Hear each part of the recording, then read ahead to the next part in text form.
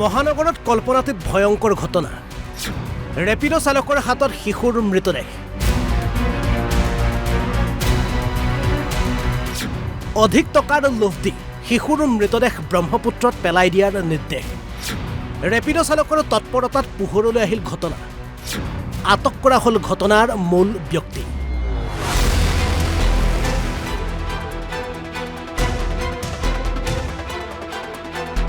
সততে মহানগৰত বিভিন্ন সময়ত বদনাম হয় ৰেপিডো চালক অতিৰিক্ত ভাড়া বিচাৰি বা অমাৰ্জিত আচৰণ কৰি বিভিন্ন সময়ত ৰাইজৰ ৰুখত পৰে ৰেপিডো চালক পাছে আজি এগৰাকী ৰেপিডো চালকৰ তৎপৰতা আটক হ'ল এগৰাকী অপৰাধী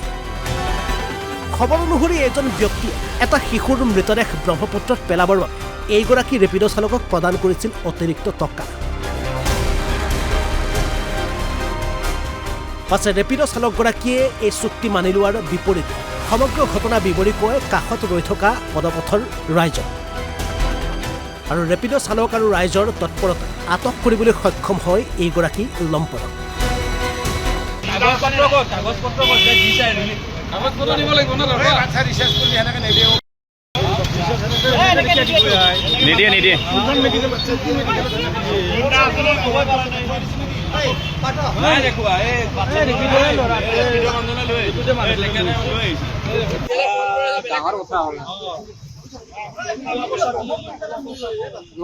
দাদা হৈ যাব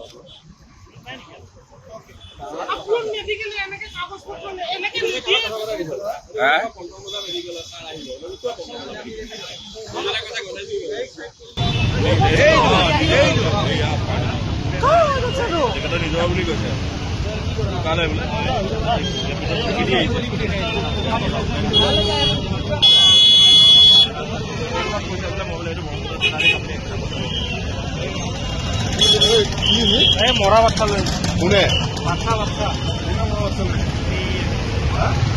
মাৰি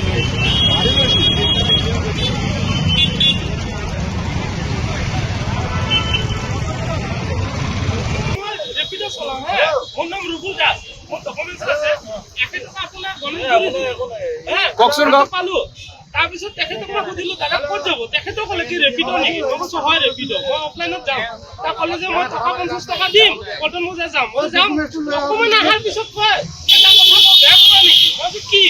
এইটো ভিতৰত বাচ্চা আছে মই ব্ৰহ্মপুত্ৰত পেলাই কোনো এক্সট্ৰা পইচা দিম তো মই তেতিয়া কৈছো যে এইটোতো বহুত ডাঙৰ কথা তেতিয়া মই দাদা দুজনক মাতিলো মাতি পেলাই মই কথাখিনি যাতে মোৰ বিপদ নহয় কোনটো জেগাৰ পৰা আহিছে কি মেডিকেল